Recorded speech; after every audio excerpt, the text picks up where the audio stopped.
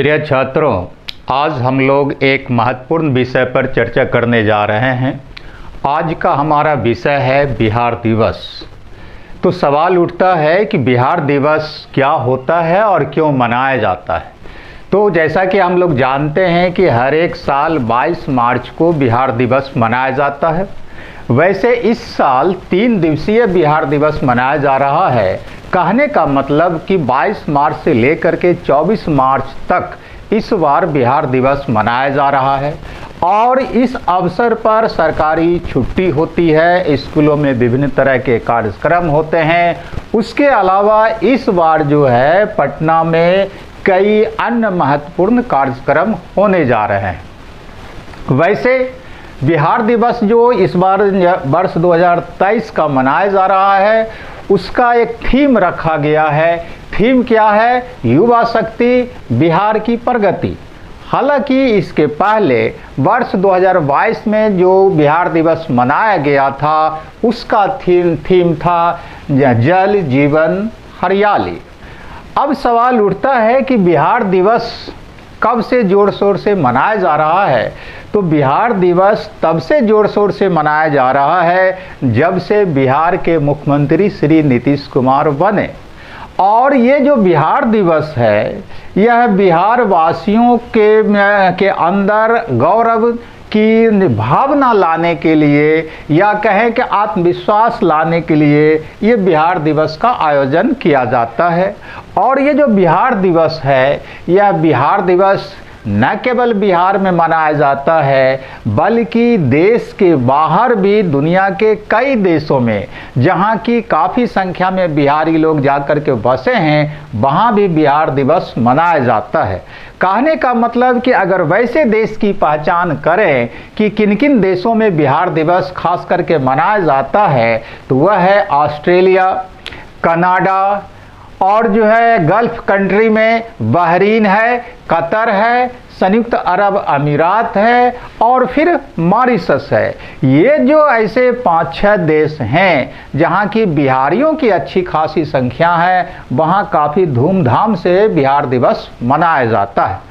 अब सवाल उठता है कि ये जो बिहार दिवस है तो ये बिहार दिवस हम मनाते हैं 22 मार्च को, तो इसका कारण क्या है? तो इसका कारण समझने के लिए हमको अपने आधुनिक बिहार मतलब कि बिहार के बनने का जो इतिहास है उसको समझना होगा, तब जाकर के हम बिहार दिवस की महत्ता और जो है बिहार दिवस मनाए जाने का जो कारण है उसको अच्छी तरह से समझ सकते हैं।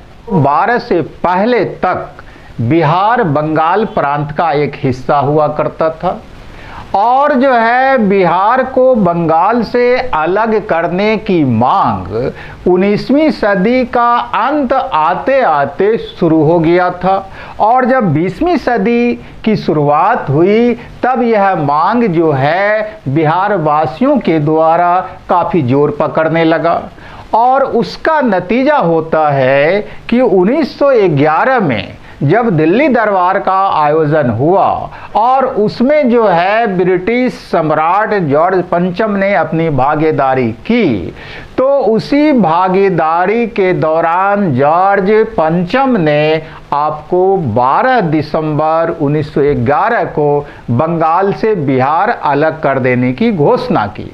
तो इस तरह से बिहार को एक स्वतंत्र पहचान देने की जो शुरुआत होती है वह जो है आपको 1911 के अंतिम महीने से शुरू हो जाती है। अब होता क्या है क्योंकि दिसंबर 1911 में दिल्ली में आयोजित जो है आपको दिल्ली दरबार जो हुआ था उसमें तो घोषणा कर दी गई, लेकिन लागू कब से होता है? कहने का मतलब कि बंगाल से बिहार अलग बन करके एक स्वतंत्र राज्य के रूप में कब आता है? तो इसकी शुरुआत ये जो है बात हो पाता है आपको 1912 में। होता क्या है कि उस समय भारत का वायसराय लॉर्ड हार्डिंग था और लॉर्ड हार्डिंग ने क्या किया कि 22 मार्च 1912 को फाइनली बिहार और उड़ीसा को एक साथ करके बंगाल से अलग कर देने की औपचारिक घोषणा कर दी। तो इसके चलते होता क्या है कि 22 मार्च 1912 से बिहार का एक अपना अस्तित्व हो गया, और यही वजह है कि 22 मार्च को हम लोग अपना बिहार दिवस मनाते हैं। और एक बात और नोट करने की है यहाँ पर कि 22 मार्च 1912 को बिहार के साथ उड़ीसा को मिला करके बंगाल से जो अलग करने की घोषणा की गई थी, तो इस तरह से 1912 में बिहार हमारे देश का 12वां राज्य बना था। अब आता है कि 1 अप्रैल जब 1912 आया, तब जो है एक अंग्रेज अधिकारी बिहार का गवर्नर बना। उसका नाम था स्टुअर्ट बेली। तो स्टुअर्ट बेली जो है 1 अप्रैल 1912 को बिहार का पहला गवर्नर बना।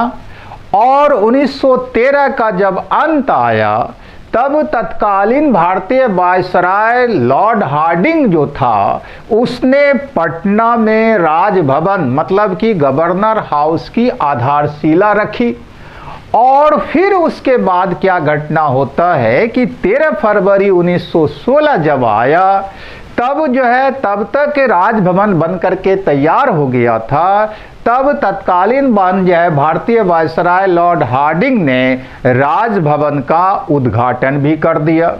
और उसी दौरान मतलब 1916 में ही पटना के का जो आज के डेट में भी कई फेमस रोड है, उसका भी जो है निर्माण हो गया था। उदाहरण के लिए बेली रोड का निर्माण 1916 में ही हो गया, हार्डिंग रोड का भी निर्माण 1916 में हो गया, सरपेंटाइन रोड का भी निर्माण 1916 में हो गया, गार्डिनर रोड का भी निर्माण 1916 में हो गया।